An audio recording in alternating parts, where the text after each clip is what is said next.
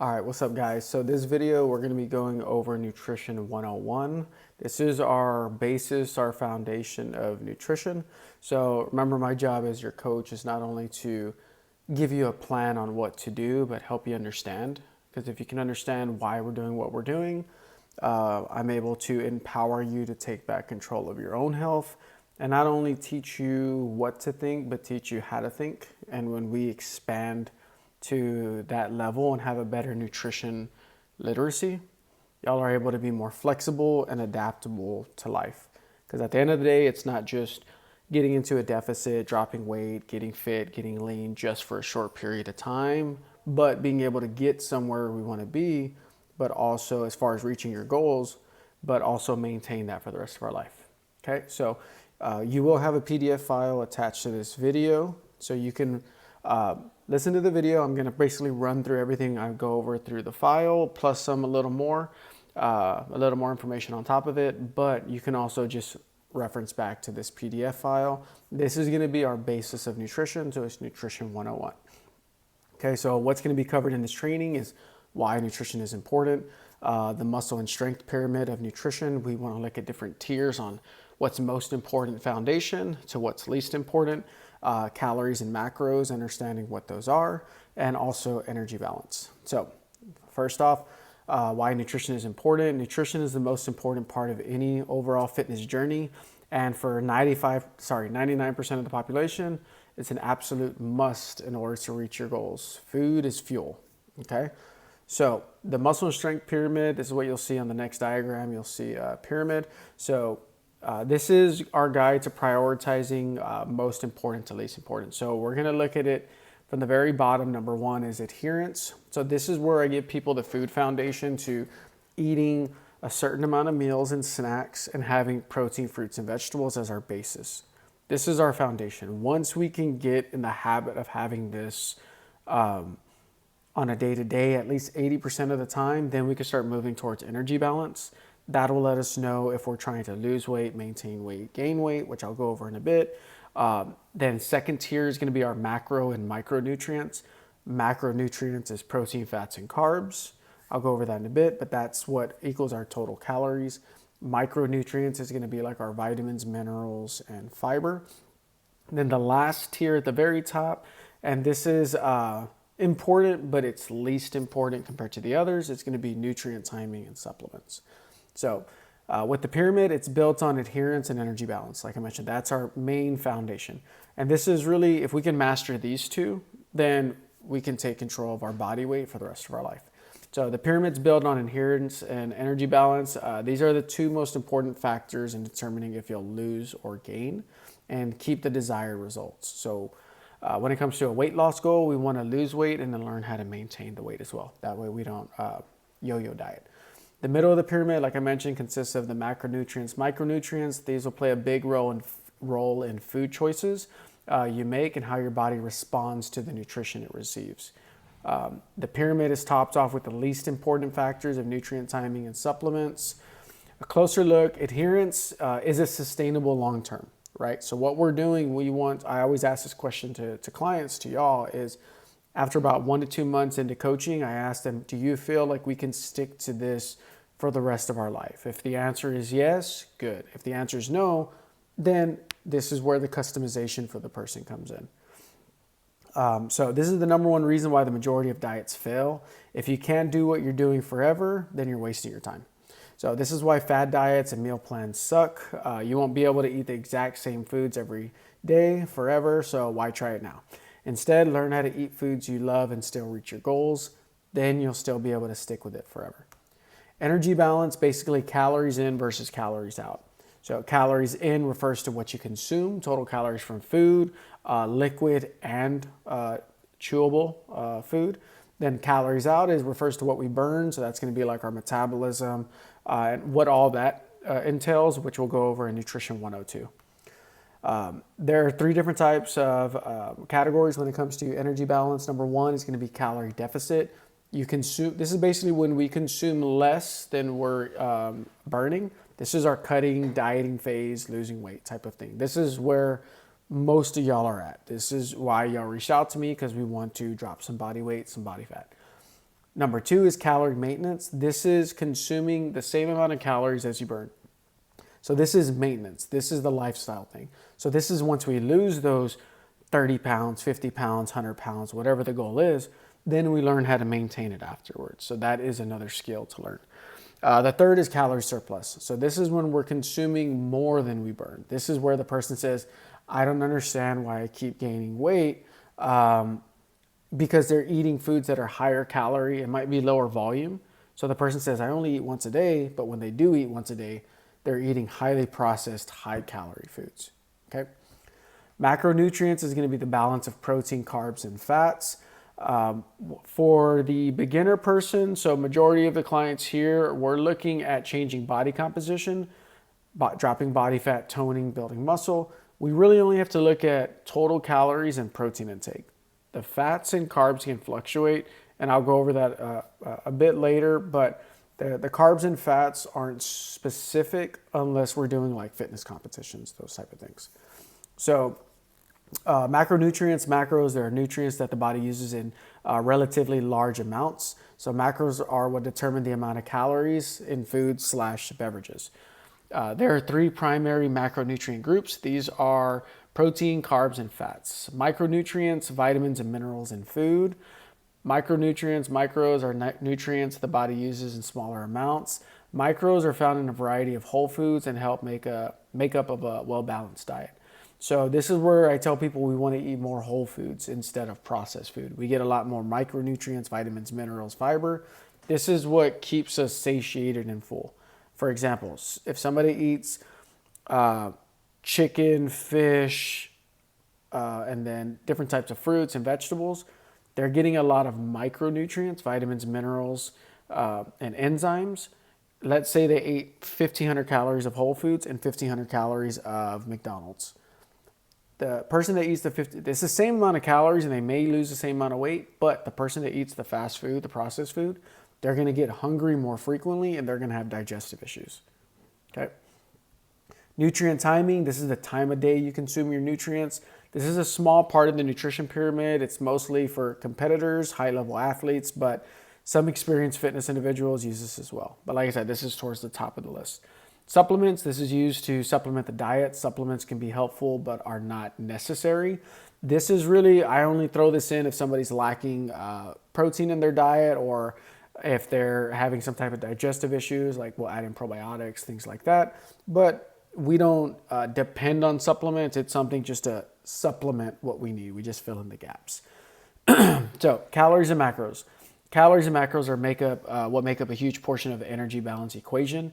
Energy balance is 90% of the battle when it comes to losing or gaining weight, right? So this is why a lot of people spin their wheels where they're like, hey, I'm doing good. I just don't know why it's not working for me.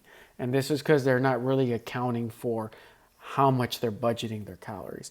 So this is, if you're watching this video, it's probably because I want you to start tracking your food. And it's not that we're going to track forever, but we do want to learn how to have a calorie budget. Same way we have a budget with our money, right? We don't just get paid and spend all of it without paying our rent or our mortgage. We budget it out. We do the same with calories if we have a goal. So the word calorie comes from the Latin word calor, meaning heat. So that's what calories are. They're units of heat. Or another way to look at it, calories are units of energy. Therefore, food is energy. Macros, the word macro referring to the body needing large amounts, being that macros determine calories. So you can see in the chart below how calories are important to weight loss and or weight gain while referring to energy balance. So every gram of protein has 4 calories. Every gram of carbs has 4 calories. Every gram of fat has 9 calories. And one that's not listed here, every gram of alcohol has 7 calories. So alcohol and fats have the highest amount of calories. So if we're trying to be in a deficit, meaning consume less than we're burning, we don't have to eliminate fats 100% or eliminate alcohol 100%, but if we can have it in moderation and controlled amounts, we can still reach our goal while still having fats in our diet and having alcohol in our diet. Closer look at macros. Protein, when it comes to muscle, protein's essential. When protein is broken down in the body, it helps to sustain and build muscle mass. increasing muscle mass and leads to increased metabolism. So protein consumption also increases satiety, how full you feel. Means you're going to feel full longer. Another great benefit of protein consumption is it increases thermogenesis. This is basically means that it'll take more energy for your body to digest, resulting in more calories burned through the digestion process. Carbohydrates, this is also obviously a lot of people look at keto and things like that, and they cut carbs when they want to lose weight. Carbs are what people see as the bad guy. Carbs are important. It's a healthy part of your nutrition plan. Carbs are the body's main source of energy, which prevents protein breakdown and being used as energy. So if we want our body to build muscle and have energy, we need protein and carbohydrates in the diet. We don't want to do the keto thing. So carbs are also a great source. Carbs are also a great source of fiber, which is essential to digestion. When people think of carbs, they typically think of like donuts, cookies, pizza, things like that. While that is true, those are processed carbs, meaning they're manufactured in a factory. The good for you carbs are fruits, vegetables, whole grains, starches, rice, potatoes, things like that. Fats. So fats serve as both as an energy source and an energy store. So when it comes to fat, what matters most is the type of fat you eat. Healthy fats are necessary and beneficial for your health. 3 types of fats are unsaturated, saturated, and trans fats. Unsaturated fats are found in foods like nuts, seeds, and fish. Saturated fats are found in foods like red meat, butter, and cheese. And trans fats are found primarily in processed foods and hydrogenated oils. Another benefit of having fats in your diet is it helps with hormone production. So if you're someone that has high stress levels or someone that's going through some hormonal imbalances, we don't want to cut fats out completely. We do want to have it in our diet. We just want to limit it, right? We just need to have an essential amount. There's another chart here that kind of shows the different types of protein, fats, and a list of those. I've also sent you a grocery list, so you can also look at those as well.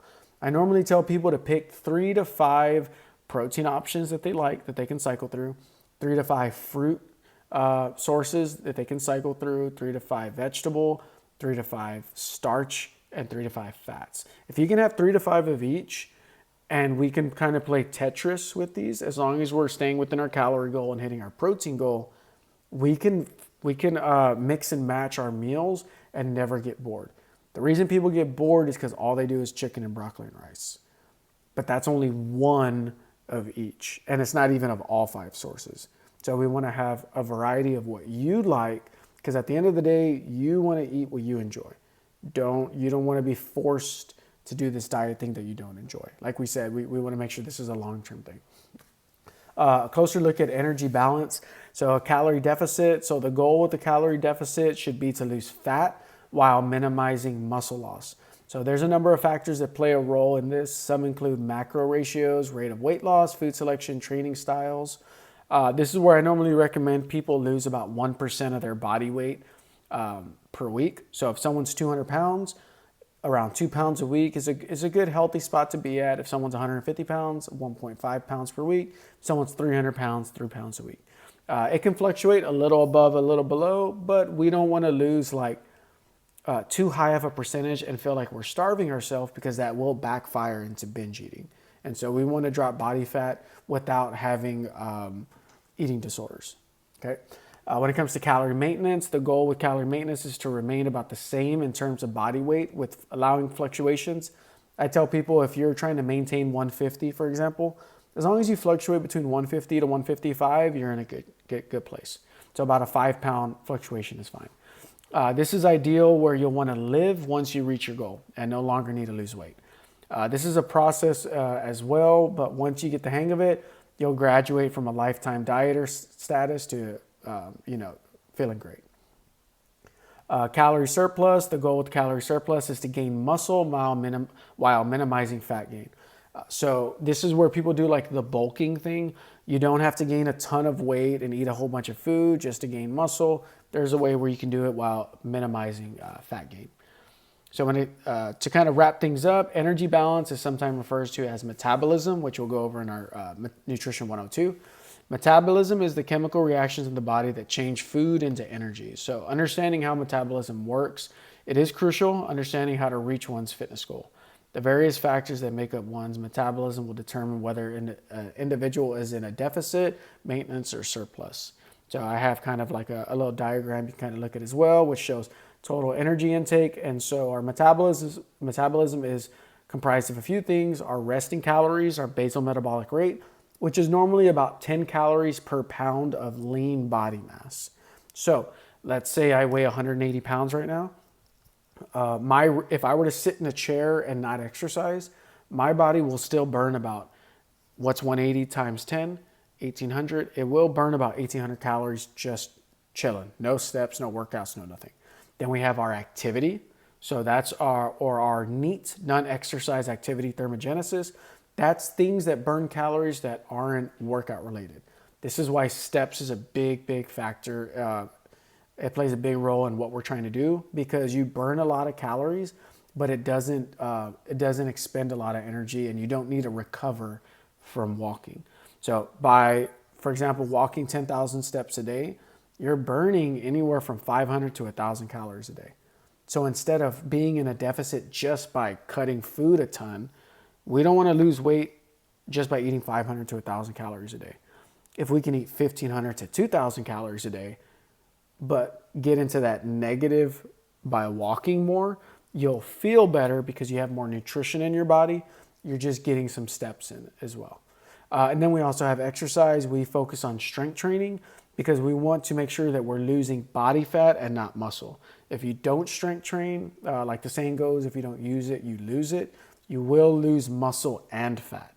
So you'll be smaller, but not healthier or fitter or leaner. You'll just be smaller, and you'll be in that forever race of, I just got 10 more pounds to lose. I just got 10 more pounds to lose. And then next thing you know, you kind of, some people might say you look sick. Or if you see the people that do the weight loss surgeries and they don't strength train, but they lose a ton of weight, they lose 100 pounds in 6 months, but they didn't lift weights or eat healthy, they look sick and their body doesn't bounce back. Their skin doesn't adapt to their new body. So we want to make sure we're doing things the healthy route. If you have any questions on the video, make sure to reach out. I will be working on Nutrition 102 soon, where we'll be going a little more in depth on metabolism, but looking forward to sharing more information, education with you guys. And if there's anything you'd like for me to share more info on, please reach out to me. I love making videos like this. I'm a lifetime learner, and therefore I've learned a lot, and I'm a lifetime educator as well. Awesome.